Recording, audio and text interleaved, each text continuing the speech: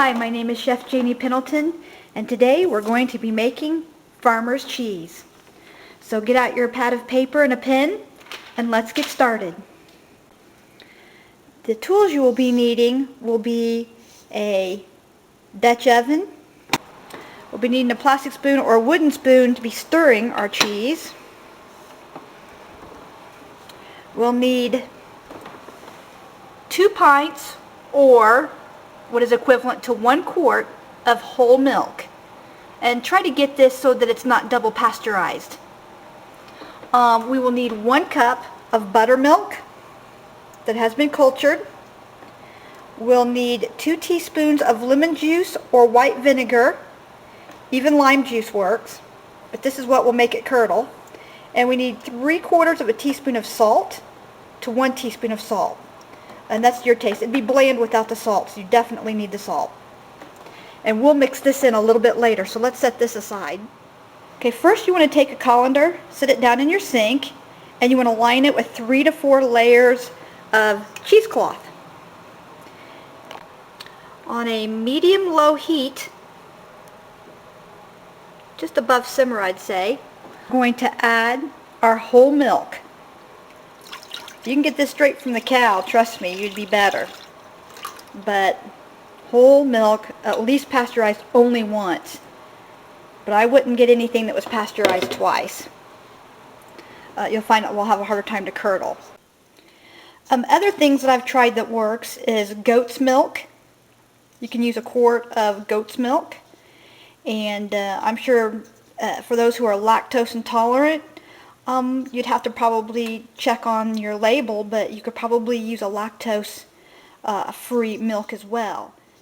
Okay, bring your milk up to 175 degrees or until it's steamy and you can see it starts to leave a little bit of a film, a bubbly film on the side. Okay, we are right at 175 to 180, so we're going to turn off the heat and add the rest of our ingredients. Add your buttermilk to the milk mixture. Add your 2 teaspoons of lemon juice and stir immediately. And this should start to curdle. This should start curdling within 30 seconds. If not, then you might have to add another teaspoon of lemon juice or white vinegar if that's what you're choosing to use.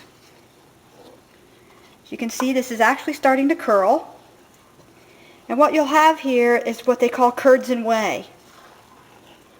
You can see the curds, and the liquid left behind is the whey. As you can see here, 30 seconds later, this did curdle. And we have a separation between the whey and the curds. And I'm going to let this sit and rest off the heat for 10 minutes. Okay, now you need to drain your curds into your cheesecloth. Let's see if we can do this one-handed.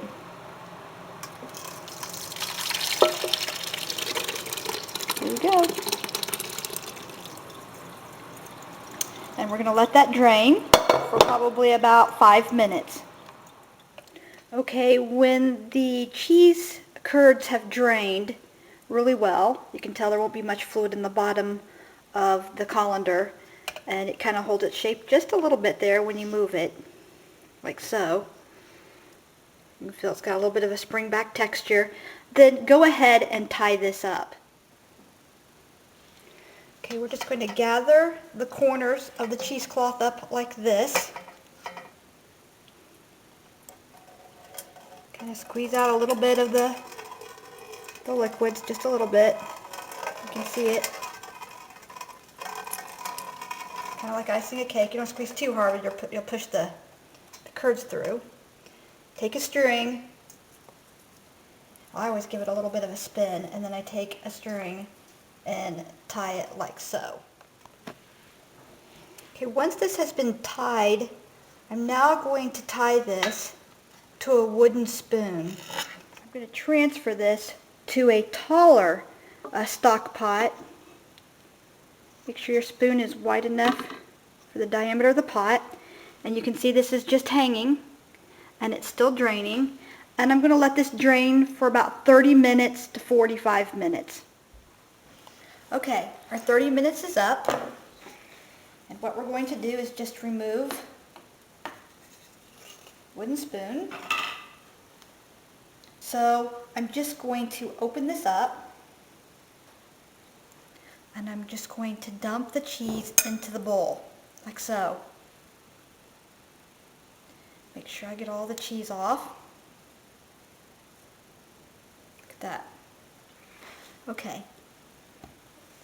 See if you can see that. This is the consistency of the cheese. Just a spatula, and I'm going to take my 3/4 teaspoon of salt, and I'm just going to sprinkle it on the cheese like so. Now I don't like my quite that salty. Sprinkle a little bit more of the salt into the cheese.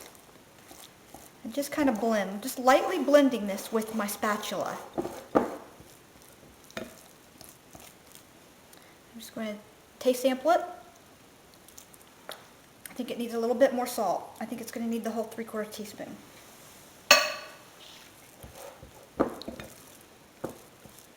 Keep blending. Now, some people eat this warm, but I'm going to refrigerate this for at least 2 to 3 hours. You can even refrigerate this overnight. And that's another good thing about making homemade cheese. Not only is it easy, but you can make it ahead of time for your party.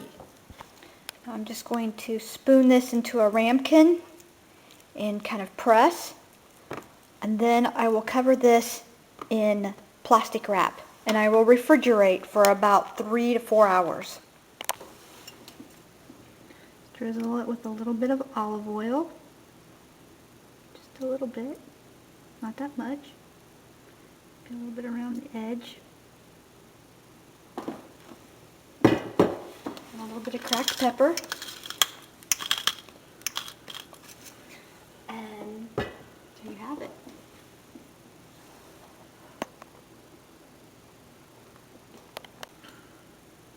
Okay. Tastes just like, don't even try it.